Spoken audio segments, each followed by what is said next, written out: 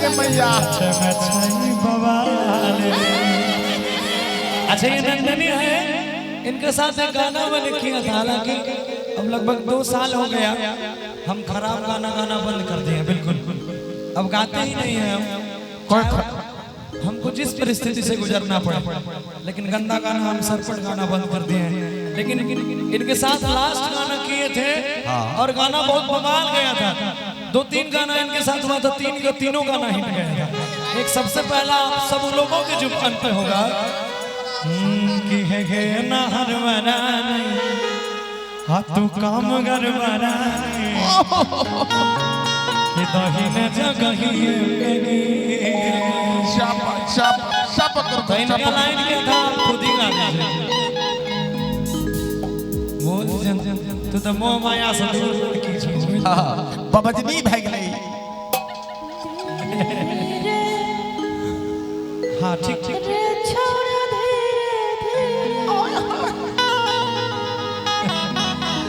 उसके बाद एक और गाना इनके साथ किए जिनको हम और उषा यादव जी मिलकर गाए थे कि फोटो बाहर चढ़ाएंगे अगर रख ली है घर में बसाई। बहुत सारा गाना है जिसका जवाब नहीं है। आइए शुरुआत करते हैं। हर किला जो सदम नहीं लागे छे करा कि नाचे में छई बहाल रे कि नाचत नाचत भागे ले देखे गाले दोनों एक दिला और कि कमरिया हिलावे आते हैं डीजे पे डोलावे कि लगे भाई सबके संग में हरे ठुमा कोई रे। आगे आइएगा मीठा मीठा, ज्यादा फास्ट नहीं, जहाँ से हम ले लेंगे कि डीजे जब हम गई छे कि डीजे जब हम गई छे रे रे नाचले छोड़ी पम गए कि देखी छता समय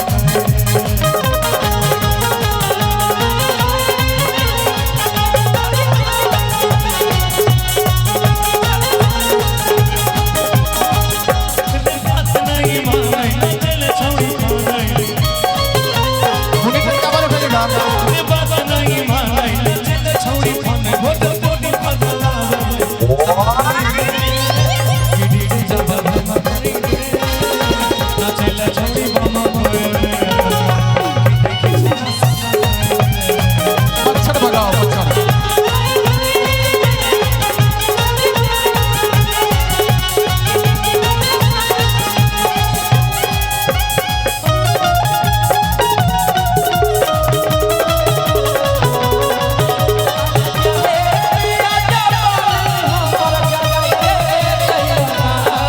हो जा जाई रे भैया एगो नचनी गाना एगो नचनी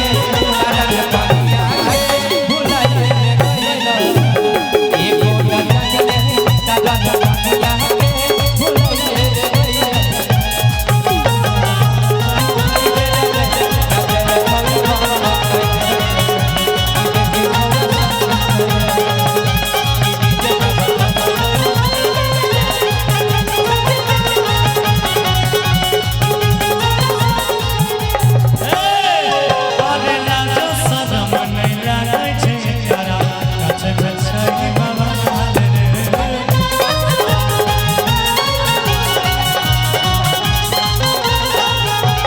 नाचत नाचत भागे ले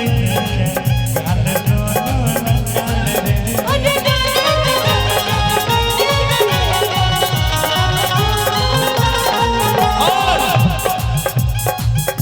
लागे छे झोली फुटते झोली की सिल टूटते लागे छे झोली फुटते झोली की सिल टूटते आई रे ना कि देखे देखिया बोले जरा लाइट चमकाई रे डीजे गौरव। अच्छा फोन का फ्लैश लाइट जल रहा है। हाँ अब फ्लैश लाइट का समय आ गया है,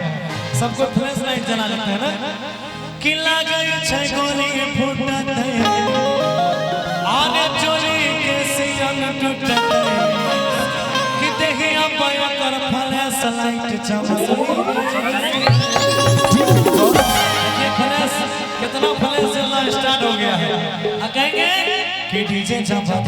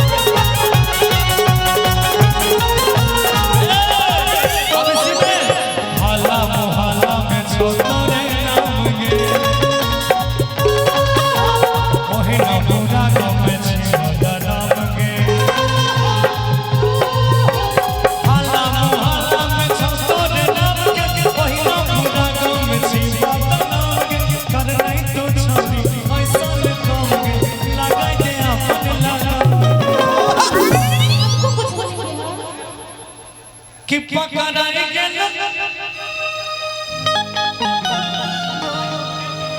क्या बात है इसको देख के कुछ याद आ गया गौरव भैया इस माइक को प्लेन करवा दीजिए थोड़ा उसको प्लेन कर दीजिए और इसको क्लियर रखिए थोड़ा कि आगे बैठल रही ककरा कोरा में कि कवन मजा पहले सुने पत्थर की आगे जुलफी वाला छौरा अभी शुरुआत बहुत कुछ बाकी है आप बस साथ रहिएगा कब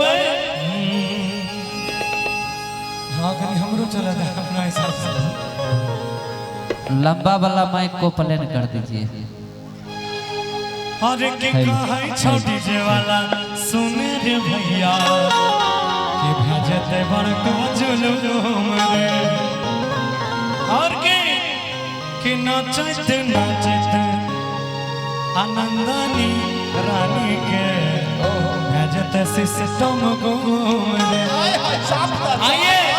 अरे कहै छौ गौरव सुने रे भैया भेजते बड़का जुलूम रे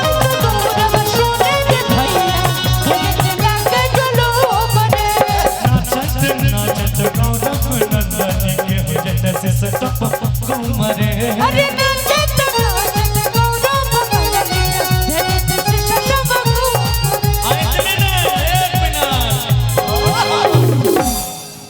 अब एक बार आप करेंगे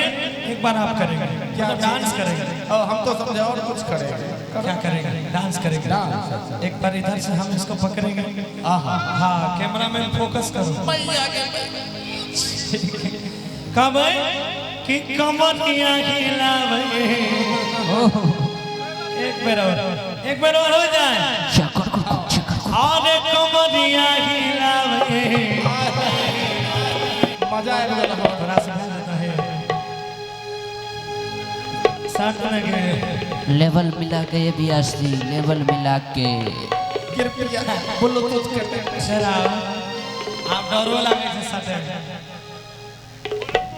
अरे की कमरिया हिलावे डिवाइस देखिए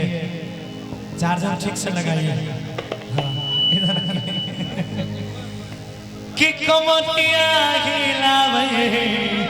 एक जोरदार ताली हो जाए डिवाइस कि देह डीजे पे डोलावे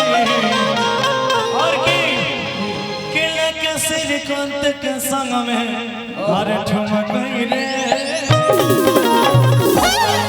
ये गाना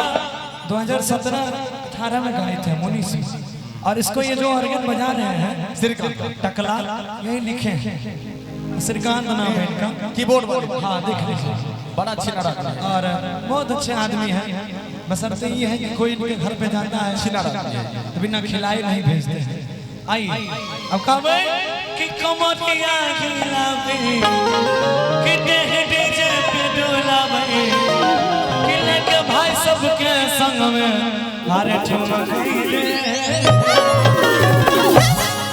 बगले एक जोर में ताली हो जाए सबके तरफ से सबको झूमना है जो जहाँ है सबको झूमना है कैसे कि डीजे जब